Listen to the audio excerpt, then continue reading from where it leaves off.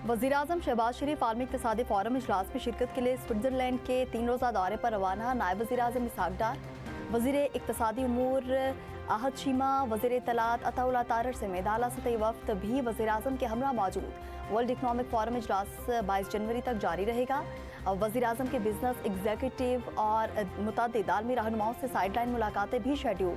वज़ीर-ए-आज़म कारपोरेट रहनुमाओं के साथ पाकिस्तान के लिए कारोबारी गोलमेज इजलास की मेज़बानी भी करेंगे।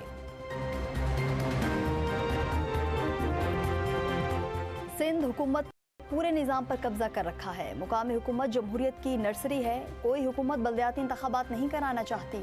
अमीर जमात इस्लामी हाफिज नईमुर रहमान की न्यूज़ कॉन्फ्रेंस, कहा बल्दियाती निज़ाम में बेहतरी के लिए तहरीक शुरू की है, अवाम को हक़ हुक्मरानी नहीं मिल रहा।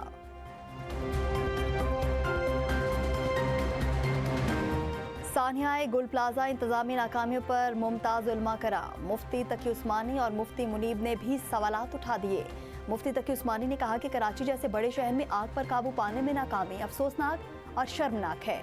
मुफ्ती मुनीबुर रहमान का कहना था कि बिलावल भुट्टो ने ऐवान सदर में सिंध हुकूमत की कारकर्दगी बयान की, मगर गुल प्लाजा की आग ने उनके तमाम दावों पर पानी फेर दिया। 3 करोड़ आबादी के शहर में आग बुझाने का मौसर निज़ाम क्यों मौजूद नहीं? इस्लामाबाद में बल्दियाती इंतखाबात का शेड्यूल वापस लेने का नोटिफिकेशन चैलेंज। इलेक्शन कमीशन के नोटिफिकेशन को जमात इस्लामी ने इस्लामाबाद हाई कोर्ट में चैलेंज किया। दरखास्त में मौक़िफ़ अपनाया गया कि बल्दियाती इदारों की मुद्दत खत्म होने पर 120 दिन के अंदर नए इंतखाबात का इनेकाद लाजिम है। इस्तदा है कि नोटिफिकेशन कलअदम करार देकर फौरी तौर पर बल्दियाती इंतखाबात कराने का हुक्म दिया जाए। अदालत ने फरीकेन को नोटिस जारी करके जवाब तलब कर लिया।